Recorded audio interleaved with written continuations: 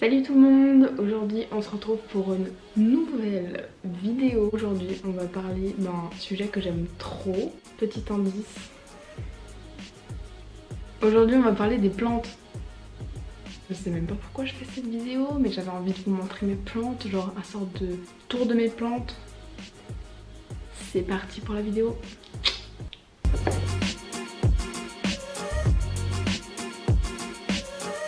Donc voici la première plante que j'ai en ma possession.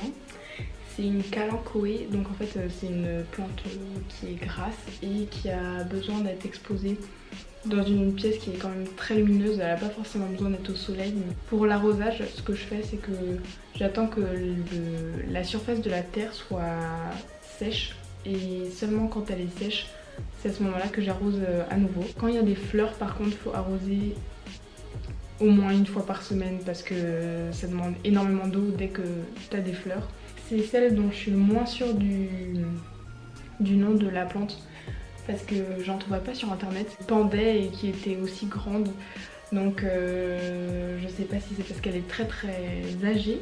Mais voilà, je l'aime trop, elle est trop belle et elle habille hyper bien à l'intérieur et elle est hyper facile d'entretien. Donc si vous n'avez pas la main verte, la Kalanchoé est pour vous, mesdames et messieurs. Voici ma pothos, donc c'est une plante qui est grimpante. Enfin, là vous allez me dire, mais elle tombe grosse, mais oui, mais vous pouvez l'accrocher pour qu'après elle monte. Et c'est magnifique. Elle demande un arrosage assez fréquent, je dirais une fois par semaine. Malheureusement, je le fais pas, mais elle se porte quand même comme un charme. Exposée dans un endroit où la lumière elle est quand même assez vive. Un endroit où en fait il y a des taches blanches comme ça. Et c'est magnifique, franchement magnifique. Et mon petit Anthurium, elle demande un arrosage assez fréquent. Sachez que les taches brunes ici c'est pas normal, hein. C'est juste qu'une fois je l'ai mise au soleil et la plante a littéralement cramé. Elle demande de la lumière mais pas non plus en mode il faut que ce soit hyper ensoleillé. Donc elle est plutôt très cool et elle est très belle avec ses feuilles en forme de cœur, c'est super beau. Elle est capable de fleurir aussi d'ailleurs. Par contre, il faut faire attention parce que quand vous la manipulez, elle est toxique. Donc si jamais vous décidez de couper la plante, pensez à bien désinfecter vos ustensiles. Si jamais c'est des couteaux de cuisine comme moi. Capacité aussi de dépollution. Donc ça c'est trop cool, surtout quand tu habites en ville. La pollution, bonjour. Voici mon Nerium oleander, autrement dit le laurier rose.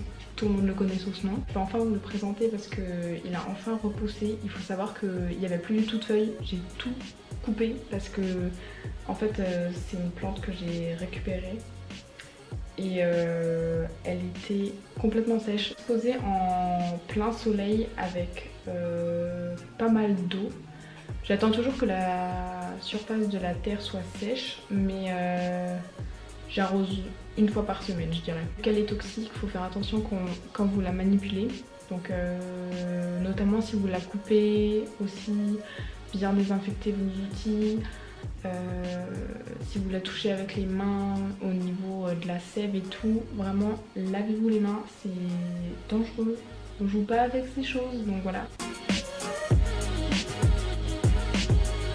Mes plantes quasiment je fais ça, c'est que j'attends que la surface de la terre soit sèche et ensuite j'arrose, comme ça je suis sûre que je les inonde pas parce que quand vous inondez une plante c'est tellement galère de la récupérer, enfin c'est quasiment impossible. C'est ma plante la plus grande, elle est littéralement plus haute que moi. Elle demande pas beaucoup d'entretien donc les gars, cette plante en intérieur, bénef, et elle fait un super bel arbre de Noël quand vous n'avez pas les moyens de vous en acheter un.